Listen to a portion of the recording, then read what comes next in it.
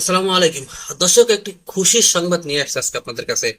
আজকের যে সংবাদটি সেটি শুনলে আপনারা রীতিমতো খুশি হবেন, আনন্দিত হবেন এবং চমকেও যাবেন। বিশেষ করে যারা জামাত শিবিরের বাইরে আছেন আমার এই চ্যানেলে, পাশাপাশি বিএনপির জন্য খুবই হতাশাদায় এবং সতর্কতামূলক একটি ভিডিও। একটু মনোযোগ দিয়ে সম্পূর্ণ ভিডিওটা দেখার চেষ্টা করুন। আপনারা ইতিপূর্বে ভিডিও শুরুতেই ছোট্ট একটি ভিডিও ক্লিপ দেখতে পাচ্ছেন। আমি বিস্তারিত আজকে আপনাদেরকে এই ভিডিওর মাধ্যমে দেখানো হবে। এখন থেকে আর আগের সেই দিন নাই। বিএনপির ভাইরা খুব সতর্ক, খুব সাবধান, বি কেয়ারফুল। আপনাদের সেই নৈরাজ্যর দিন শেষ হয়ে গেছে, আপনাদের সে আর আগের দিন নাই। আপনাদের খেলা কিন্তু আস্তে আস্তে নিমিষ হইতেছে, ব্যানিশ হইতেছে। এখন আর আপনাদেরকে কেউ ভয় পায় না, কেউ এখন আর আপনাদেরকে ভয় পায় না। আপনাদেরকে রুখে দেওয়ার জন্য সাহসী যোদ্ধারা আরো সাহসী হইতেছে, তারা শক্তিশালী হইতেছে। দর্শক, যারা জামাত শিবিরের বাইরে আছেন তারা জানলে অত্যন্ত অত্যন্ত খুশি হবেন যে কুষ্টিয়া একটা মসজিদে আমির হামজার খুতবার সময়, আমির হামজার বয়ানের সময় এক বিএনপির নেতা বাধা দেয়। বিএনপি নেতা বলে যে কোনো রাজনৈতিক বক্তব্য দিতে না। তাৎক্ষণিক সেই মসজিদের মুসল্লি যারা আছে তারা সেই বিএনপি নেতাকে এমন ভাবে উত্তম মাধ্যম দেয় যেটা কিনা একটা নজিরবিহীন, যেটা কিনা এর আগে আমরা কখনোই দেখতে পাই নাই, যেটা কিনা হওয়াটাই স্বাভাবিক ছিল এবং ভবিষ্যতে আরো হবে।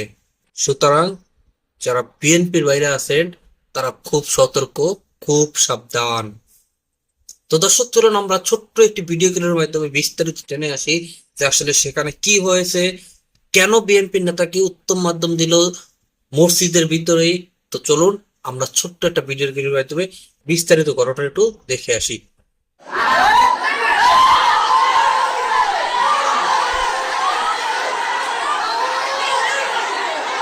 নামাজ শেষে মসজিদে বক্তৃতার সময় ইসলামী বক্তা মুফতি আমির হামজাকে রাজনৈতিক আলোচনা করতে নিষেধ করায় শাহজাহান আলী হান্নান নামে স্থানীয় এক বিএনপি নেতাকে লাঞ্ছিত করার অভিযোগ উঠেছে।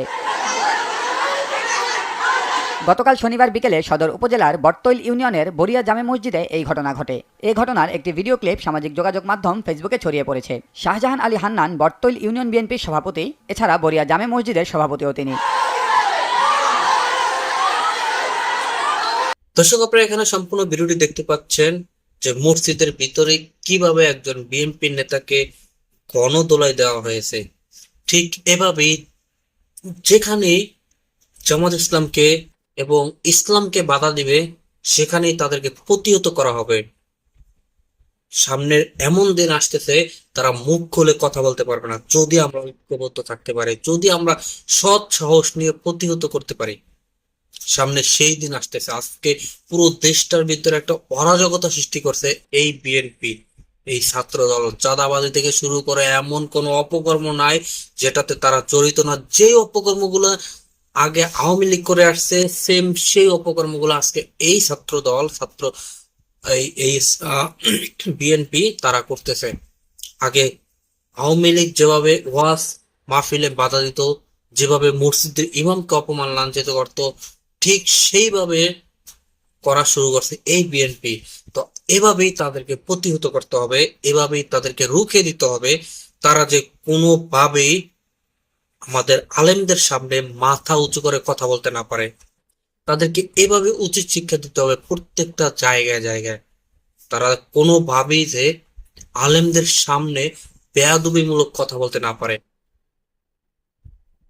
যেখানে আলেমরা সমাজের সর্বোচ্চ নেতা, একজন ইমাম নেতা, সেই নেতার সামনে একজন চামচা, একজন দুর্নীতিবাজ, একজন অশিক্ষিত মূর্খ, সে কিভাবে কথা বলতে পারে, সে কিভাবে তাকে থামাইতে পারে। যেখানে এই ধরনের বাধা আসবে সেখানেই প্রতিরোধ হবে ইনশাআল্লাহ সামনে থেকে। তো দর্শক, ভিডিওটা আজকে এখানে শেষ করছি। দেখা হবে পরবর্তী অন্য কোনো ভিডিওতে। সেই পর্যন্ত ভালো থাকবেন, সুস্থ থাকবেন। আল্লাহ হাফেজ।